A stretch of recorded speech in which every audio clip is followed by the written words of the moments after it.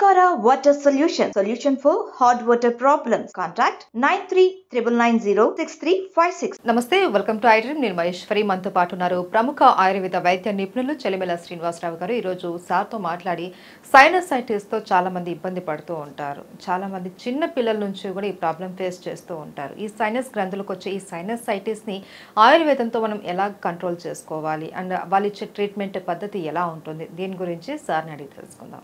నమస్తే సార్. నమస్కారం అండి సార్, ఈ సైనసైటిస్ అనేది ఒక హెడేక్ వచ్చింది, ఎక్కువ కోల్డ్గా ఉన్నది అని చెప్పేసి డాక్టర్కి వెళ్తే వాళ్ళు చెప్పేది మీకు సైనసైటిస్ ఉంది అనేసి చెప్తూ ఉంటారు. ఏంటి ఇంతకీ సైనసైటిస్? ఇన్ఫాక్ట్ ఆ జనరల్గా ఇది ఏంటంటే సైనస్ అనేది మనం వింటుంటాం, అంటే అవి ఒక ఎయిర్ రూమ్స్ అంటాం, గాలి గదులు. అవి ఏంటంటే మన ముక్కు లోపల నుంచి మన ఈ మ్యాక్సిలరీ సైనస్, టెంపోరల్ సైనస్లలో చాలా సాక్స్ ఉంటాయి. ఆ గాలి గదుల్లో మనం తీసుకునే ఎయిర్ అనేది ఫ్రెష్ ఎయిర్ వెళ్ళిన తర్వాత మనకు ఆక్సిజనేట్ జరుగుతూ ఉంటుంది.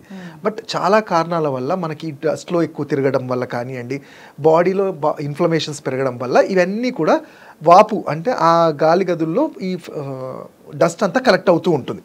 అయితే జనరల్గా ఏంటంటే మనం ప్రాణాయామ రెగ్యులర్గా ఇలాంటి క్లిన్జింగ్ చేసుకున్నప్పుడు అవి క్లియర్ అవుతుంటాయి. కానీ చాలామందికి రెసిస్టెన్స్ ఎప్పుడైతే తగ్గిపోతుందో, వాటిని క్లీన్ చేసుకునే రెసిస్టెన్స్ అవన్నీ పేరుకుపోతూ ఉంటాయి. అంటే ఈ డస్ట్ ఎప్పుడైతే కలెక్ట్ అయ్యి సైనసస్ ఉండే పార్ట్లలో ఆ గాలి గదిలో చేరినప్పుడు అది ఇన్ఫ్లమేషన్ అంటాం. అంటే సైనస్ అనేది డిసీజ్ కాదు, సైనోసైటిస్ అంటే అందులో వచ్చే వాపునే మనం డిసీజ్గా కన్సిడర్ చేస్తుంటాం.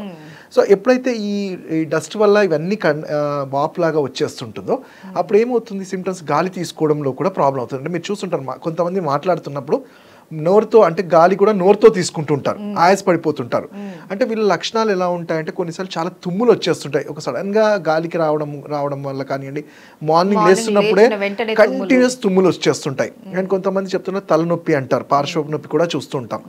అయితే ఇవన్నీ లక్షణాలు ఉంటాయి. బట్ దానికి కారణం ఎప్పుడైతే తెలుసుకోగలుగుతామో, అంటే సింపుల్గా ఎక్స్రేలో అయితే మనకు తెలుస్తుంది. బట్ జనరల్గా పేషెంట్ చెప్పే సిమ్టమ్స్ని బట్టి మనము ఇది సైనసైటిస్గా కన్సిడర్ చేస్తుంటాం.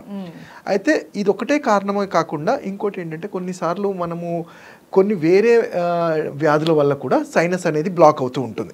సార్ ఫర్ ఎగ్జాంపుల్ ఏమన్నా బ్రాంకియల్ ప్రాబ్లమ్స్ ఉన్నప్పుడు, ఆస్థమెటిక్స్లో కూడా కఫం ఎక్కువ పేరుకోవడం వల్ల కూడా అది ఈవెన్ ఈ పార్ట్లలో కూడా ఫేస్లో ఉండే సైనస్ మ్యాక్సిలరీ స్టోర్ అవుతూ ఉంటుంది. సో ఎప్పుడైతే ఇది స్టోర్ అయ్యి జనరల్గా 1 or 2 days అంటే ఏమి కాదు, కానీ 3 days, more than 1 week, 10 days, 1 month అయిన తర్వాత ఏమవుతుందంటే ఇవంతా పస్ లాగా కలెక్ట్ అయిపోతుంటుంది. అంటే మనం ఎప్పుడైతే స్నీజ్ అంటే క్లియర్ చేసుకుంటామో అదంతా పేరుకపోవడం వల్ల అక్కడ బ్యాక్టీరియం అనేది కలెక్ట్ అవుతుంది. అంటే మోర్ దెన్ 3 days కన్నా ఈ డస్ట్ కలెక్షన్ ఉండిపోతే అది బ్యాక్టీరియంగా కన్వర్ట్ అయ్యి ఇతరత్ర ప్రాబ్లమ్స్ చూస్తుంటాం. అంటే ఎప్పుడు వీక్గా ఉండడము, ఫీవరిష్గా ఉంది అంటారు, జ్వరం వచ్చినట్టు ఉంది అంటారు. సో ఇవన్నీ కూడా సెకండరీ కాంప్లికేషన్స్ చూస్తూ ఉంటాం, సిమ్టమ్స్. అండ్ సార్, వీళ్ళు స్టీమ్ తీసుకుంటే సైనసైటిస్ అనేది కంట్రోల్ అవుతుంది అని అంటూ ఉంటారు కదా, నిజమే? అది ఎంతవరకు రిజల్ట్ ఇస్తుంది? అంటే ఇక్కడ ఏంటంటే నేను ఇంతకుముందు చెప్పినట్టు ఇది ఈ పేరుకుపోయింది ఏంటంటే ఎప్పుడైతే ఈ కలెక్ట్ అయినప్పుడు అది వాటరీ లాగా ఉండి పేరుకుపోవడం వల్ల గట్టిగా పడిపోతుంది. దాన్ని కఫం అంటాం మేము. కఫం చేరినప్పుడు మరి కఫాన్ని విలీనం, అంటే కఫాన్ని మనము డైల్యూట్ చేయాలన్నప్పుడు స్టీమ్ అనేది చాలా హెల్ప్ఫుల్ అవుతుంది. అయితే ఈ స్టీమ్లో కూడా ఏంటంటే పుదీనా లాంటిది కానీ, కర్పూరం కానీ, ఈవెన్ హరిద్ర, మన పసుపు లాంటిది ఇవి వేయటం వల్ల ఇవి ఉష్ణ వీర్య లక్షణాలు అంటే చాలా వేడిని పెంచే ఉంటాయి కాబట్టి తొందరగా కరిగిస్తాయి.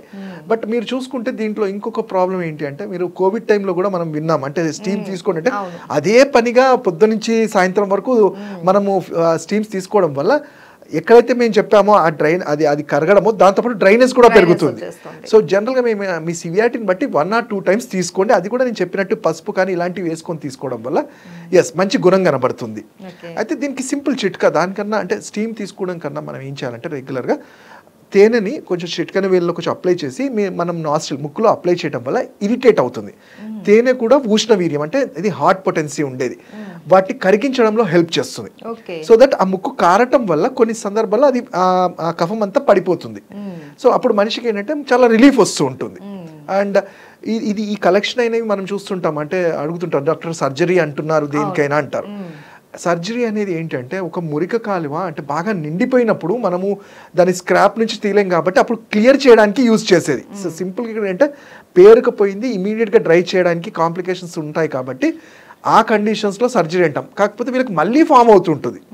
సో అలాంటి వాళ్ళకి ఆయుర్వేదంలో మేము చెప్పేది అంటే నస్యకర్మ, నస్యము అంటే ముక్కు ద్వారా వేసే మందుల్నే నస్యకర్మ అంటాం. ఇది ఏం చేస్తాయి, సింపుల్గా మార్కెట్లో దొరికే అనుతైలం కానివ్వండి, షడ్బిందు అని చాలా రకాలు ఉంటాయి. మార్నింగ్ లేవగానే బ్రష్, ఇవన్నీ కూడా లేకపోతే ఇంట్లో దొరికే ఆవు నెయ్యి అయినా కానీ బ్రష్ చేయగానే రోజు ముక్కులో 4 చుక్కలు వేసుకోవడం వల్ల ఈ సైనస్లో మ్యాక్సిలరీ ఫ్రంటల్ ఇవన్నీ క్లీన్ అవుతూ ఉంటాయి. సో క్లీన్ అయ్యి అది ఆ డ్రైన్ అయిపోవడం వల్ల ఏ రోజుకి ఆ రోజు పేరుకున్నది క్లీన్ అయిపోయి సైనస్ ప్రాబ్లం అనేది, సైనసైటిస్ అనేది ఉండదు. అయితే ఈ ట్రీట్మెంట్, ఈ నెయ్యి కానీ మీరు చెప్పిన తైలాలు కానీ ఏ ఏజ్ వాళ్ళైనా వేసుకోవచ్చు? జనరల్గా 6 years నుంచి ఎవరికైనా వేసుకోవచ్చు. సో కొంతమందికి ఏంటంటే ముక్కులో వాటర్ పోతే ఒక ఇరిటేషన్ రావడం ఇలా ఉంటుంది. ఈ నెయ్యి పోవడం వల్ల అలాంటి ఇరిటేషన్ జనరల్ అదే చెప్తున్నాను. ఇప్పుడు ముక్కులో నెయ్యి వేసినప్పుడు ఇరిటేషన్ ఉంటుంది. ఎందుకంటే మేము ఈ మెడిసిన్ గా ఇచ్చిన ద్వారా ఆ ఇరిటేషన్ ఏం చేస్తుంది, దాన్ని కరిగించడంలో హెల్ప్ చేస్తుంది. సో వేసిన ఒక 1-2 minutes చాలా ఇరిటేట్ గా ఉంటుంది, కళ్ళు కూడా మండుతుంటాయి.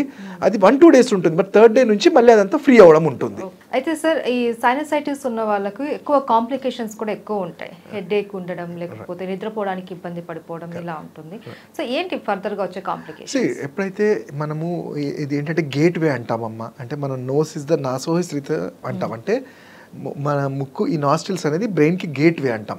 ఎప్పుడైతే గేటే మనం క్లోజ్ చేసేస్తే మరి జరగాల్సిన డ్యామేజ్ అంతా జరుగుతుంటుంది. ఇక్కడ బ్రెయిన్కి ఆక్సిజనేషన్ తగ్గిపోతుంటుంది. మనం తీసుకునే ఆక్సిజనేషన్ బ్రెయిన్కి రీచ్ అవ్వకపోతే బ్రెయిన్ నుంచి మిగతా సెల్స్కి అనేవి ఆక్సిజనేషన్ ఉండదు.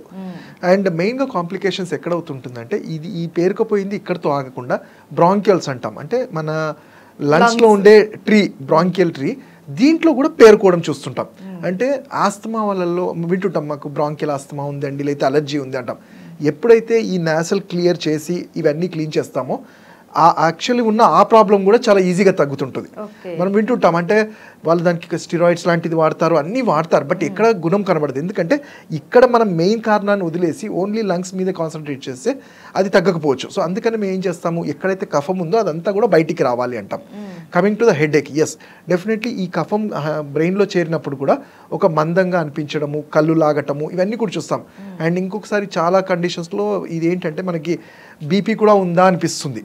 ఎందుకంటే దానివల్ల ఆ క్రేనియల్ ప్రెషర్ కూడా పెరిగిపోతూ ఉంటాయి. సో ఈ అన్ని కాంప్లికేషన్స్కి మేము చెప్పేది అంటే, ఈ నస్యకర్మ ద్వారా నిద్ర కూడా మంచిగా ఉంటుంది. అండ్ పిల్లల్లో వాళ్ళకి మేము 10 to 15 years వాళ్ళకి కంపల్సరీగా రోజు చేయమనేది నిత్య విరేచనం అనేది, నిత్య శిరో విరేచనం అంటాం. ఇది చేయటం వల్ల అంటే వాళ్ళకి మెమరీ కూడా బాగా హెల్ప్ అవుతుంది. అయితే ఇక్కడ సెలెక్ట్ చేసుకునే డ్రగ్స్ వేరే ఉంటాయి. పిల్లలు అయితే బ్రాహ్మీ తైలం అనేది ఇలాంటివి అడ్వైస్ చేస్తూ ఉంటాం ఏజ్ పరంగా. సార్, వీళ్ళు కొద్దిగా డైట్ కూడా ఫాలో అవ్వాలి అని అంటారు. కర్డ్ లాంటివి అవాయిడ్ చేయండి అని, కొన్ని రకాల ఫ్రూట్స్ లైక్ సీతాఫలం లాంటివి అవాయిడ్ చేయండి అనేసి అంటూ ఉంటారు. అంటే ఇంకా ఏమేమి అవాయిడ్ చేయాలి డైట్? అంటే ఎందుకు ఫ్రూట్స్ కానివ్వండి, ఎందుకు స్వీట్స్ అవాయిడ్ చేయాలంటే, ఇది కఫానికి సంబంధించిన వ్యాధి అమ్మ. అంటే నేను ఇంతకుముందు చెప్పినట్టు కఫం అనేది ఏం లేదు, ఒక వాటర్ లాంటిది మన బాడీలో పేరుకపోయినప్పుడు అది దాని సైడ్ ఎఫెక్ట్స్ చూపెడుతూ ఉంటుంది. సో ఎప్పుడైతే బాడీలో మెయింటైన్ అవుతే ఎటువంటివి ఉండవు. సో కఫాన్ని పెంచే ఏ పదార్థాలైనా, లైక్ పెరుగు కానివ్వండి, ఆర్ లేట్ నైట్స్ మనము కొన్నిసార్లు పాలు తాగుతారు, పెరుగు తింటారు, స్వీట్స్ తినడము, ఇలాంటివన్నీ అవాయిడ్ చేయాల్సి ఉంటుంది. ఇవే కాకుండా మన బాడీలో మెటబాలిజాన్ని తగ్గించేది, కఫాన్ని పెంచేది లైక్ ఆలుగడ్డలు లాంటివి కానివ్వండి, non veg items, deep fried items, fast food, ఇలాంటివి తప్పకుండా కట్ చేయాల్సి ఉంటుంది. కాకపోతే అట్ ద సేమ్ టైం వీళ్ళని మరి కఫాన్ని తగ్గించే వస్తువులు కూడా మేము అడ్వైస్ చేస్తుంటాం. లైక్ బాగా చిలికిన మజ్జిగ లాంటిది, ఇది కఫాన్ని, వాతాన్ని, పైత్యాన్ని కూడా మంచిగా చేస్తుంది. బెస్ట్గా మనకి ఈజీగా దొరికేది ఔషధం ఏంటంటే త్రిఫలా చూర్ణం. కరక్కాయ, తానికాయ, ఉసిరికాయ, వీటి సమపాలల్లో చూర్ణం లాగా చేసుకొని తీసుకోవడం వల్ల కూడా ఈ కఫం అనేది తగ్గుతూ ఉంటుంది అట్లా. అండ్ వీళ్ళకి ఏంటంటే స్టీమ్ అనేది అడ్వైజబుల్. అయితే నేను చెప్పినట్టు కొంచెం పసుపు లాంటిది, కర్పూరం కానీ, ఈ పుదీనా వేసుకొని తీసుకోవడం వల్ల కూడా కొంచెం చాలా మంచి రిలీఫ్ ఉంటాయి, కాంప్లికేషన్స్ కూడా అరీజ్ అవ్వవు. అంటే ఇది ఇమ్యూనిటీ తగ్గడం వల్ల కూడా వస్తుంది అని అంటారు కదా సార్, సైనసైటిస్ అనేది? అంటే ఇక్కడ ఇమ్యూనిటీ తగ్గడం వల్ల ఇది వస్తుంది, ఇది వచ్చినందుకు ఇమ్యూనిటీ కూడా తగ్గుతుంది. రెండు రకాలుగా ఉంటుంది. ఎందుకంటే ఎప్పుడైతే ఆక్సిజనేషన్ లంగ్స్ కి అందక అది బ్లడ్ లో ఆక్సిజనేట్ కాకపోతే దానివల్ల రోజు రోజుకి వీక్ అవ్వడం కూడా చూస్తుంటాం. సో రెండు ఉంటాయి, దీనివల్ల ఇమ్యూనిటీ తగ్గుతుంది, ఇమ్యూనిటీ తగ్గడం వల్ల కూడా ఇది వస్తుంటుంది. Right, okay, thank you so much sir. Thank you.